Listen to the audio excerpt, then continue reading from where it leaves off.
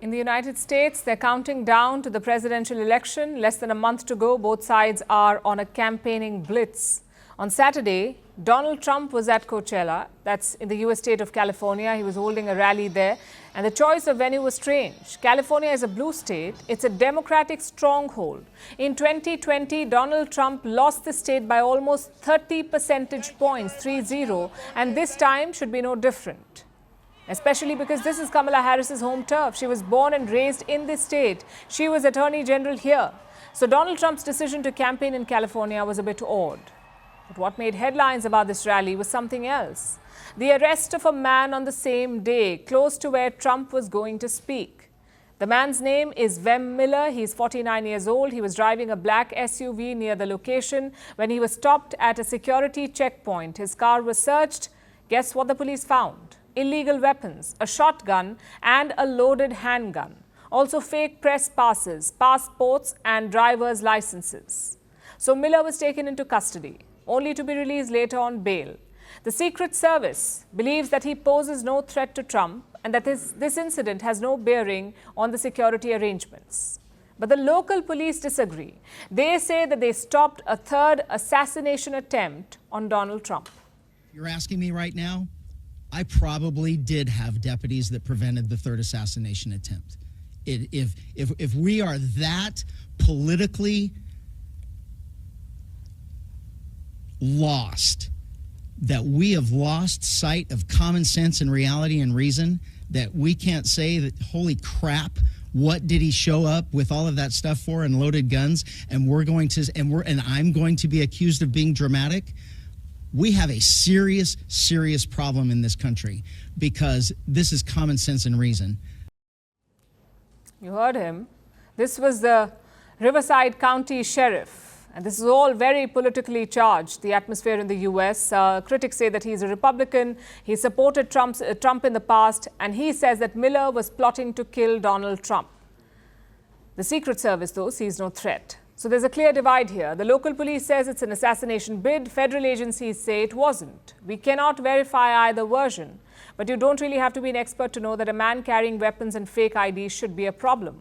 Also, Donald Trump had a close shave just a few months back. In July, he was addressing a rally in Pennsylvania. A gunman opened fire. A bullet hit Trump in the ear. It could have been worse. Then in September, another man tried to kill him at the golf course, and now this has happened in California.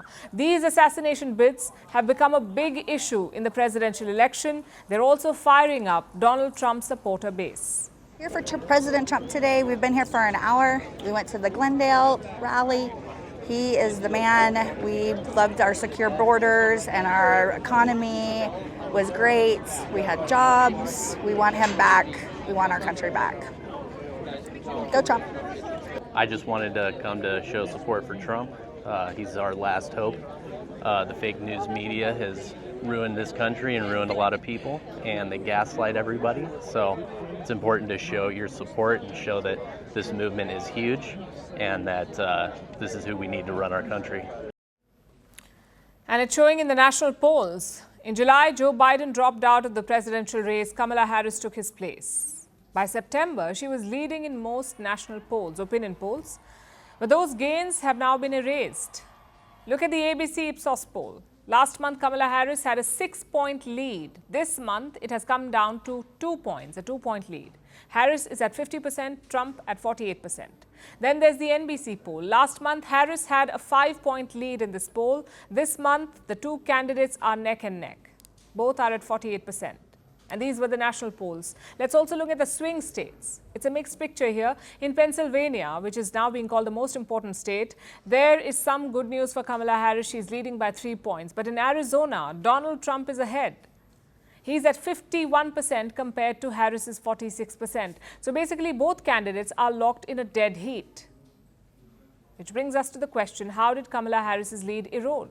Thanks to two crucial Democratic voter bases, the Hispanics and the African Americans. Harris has not been able to get through to them. She has shored up support among women, but the men, they remain reluctant. And this is worrying the Democrats, so they are pulling out the big guns. Women in our lives have been getting our backs this entire time. They've been raising us and working and having our backs. And when we get in trouble and the system's not working for us, they're the ones who are out there marching and protesting. And so now you're thinking about sitting out or even supporting somebody who has a history of denigrating you because you think that's a sign of strength, because that's what being a man is, putting women down.